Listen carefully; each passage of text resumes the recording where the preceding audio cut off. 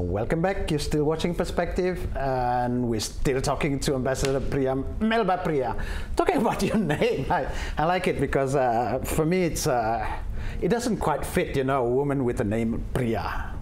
What's your experience in Indonesia with that name? I would tell you two experiences. The first one is that I came when a campaign was saying Priya punya selera, and then I said, like, what does that mean?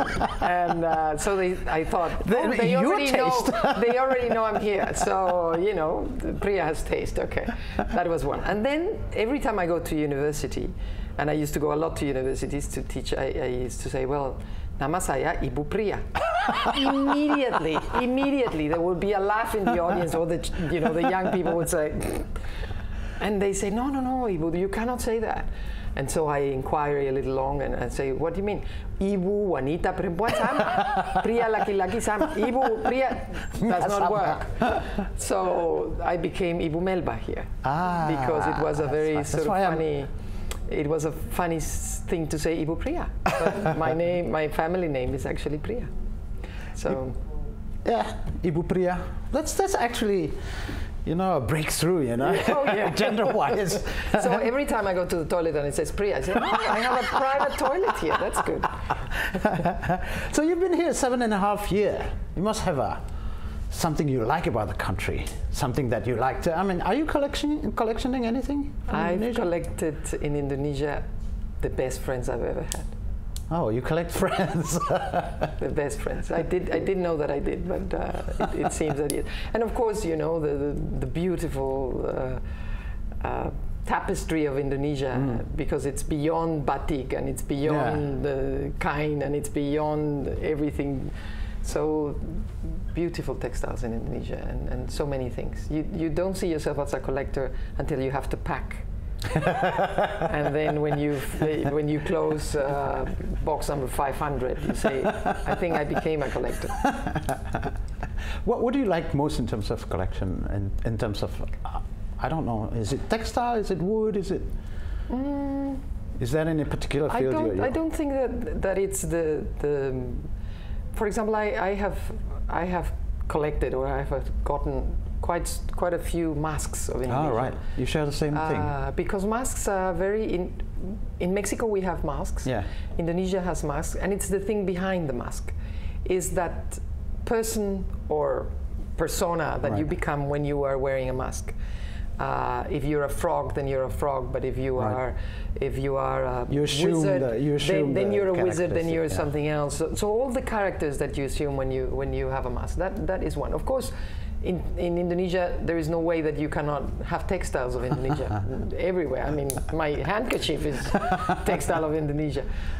So I wear sarong. I like sarong, and much more than that.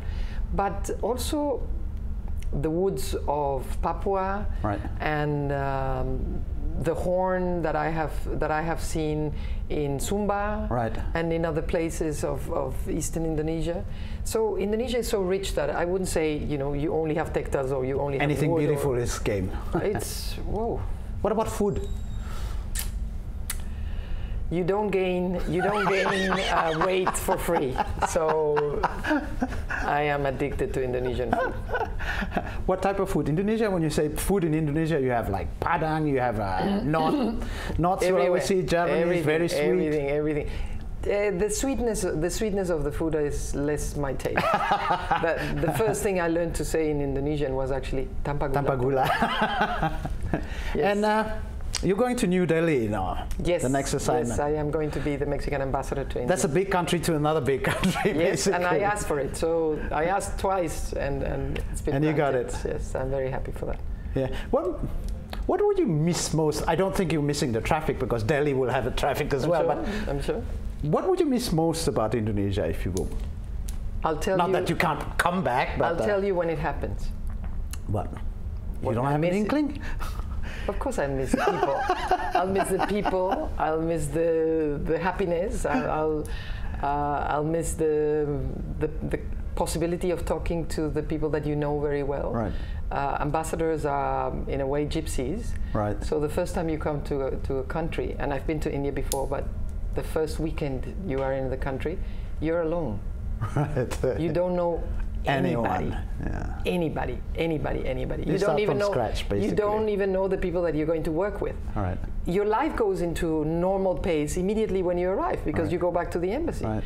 But you know, that's an interesting experience. That's a tough job. That's an interesting experience. I would put it like that. And I think I can wish you all the best. Thank you. I think I had a good conversation with Ambassador Melba Priya, and thank you very much for sharing your insight with us.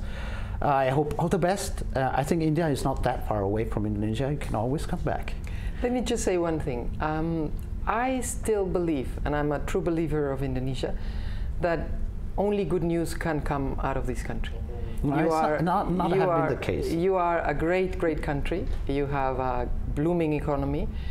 Sometimes politics can be noisy in your country, in my country, in every country, because that's what politics is about. Politics is. But I still believe that Indonesia has an important future ahead. And orang Indonesia luar biasa. Thank you very much.